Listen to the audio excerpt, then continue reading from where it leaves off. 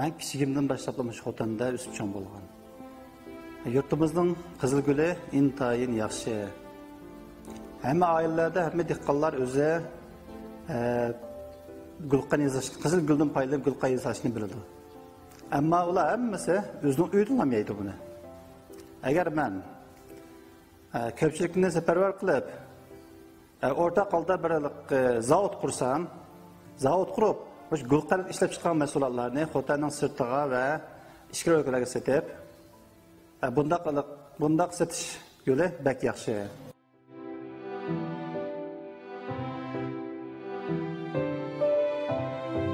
Bundaq bo'lganda xotanniki mushu qizil gul yasalgan gulqanlarni ko'pchilik o'rtaq bahramand bo'la oladi. Shirkatimizning ko'lami 500 kvadrat metr. Hozir bor bo'lgan xizmatchi 50 dan 60 qadar. Xizmatchilarning hammasi atrofdagi ishsiz dehqonlardan kelgan. Ularning hammasi atrofdagi turmush kirimi yo'q, ishsiz ayollar. Meni dadam bir davlat kadri. Men kichikligiimdan boshlab dadamniki ta'sir uchirgan. Men 2004-yili oliy maktab bitirib qaytib kelgandan keyin noyimiz yanala davlat darajalik nomrat nahiya edi. Men 2013-yilda korxona qurgan vaqtdan Qaraqash noyimizdagi nurg'un shaxslar kishilar yana nomrat holatida edi.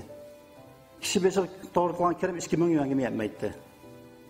Men shu nomrat dehqonlarga yordam berib, korxonaga akilib, ish qurilashtirib, ularniki turmush kirimini oshirishni o'ylashdim.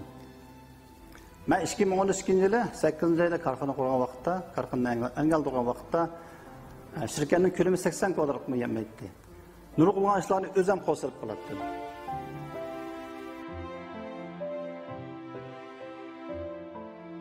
Nomratdan qutulush o'tkal siyosatini yo'l qo'ygandan keyin men o'zimning tanlagan yo'limning to'g'ri ekanligini his qildim.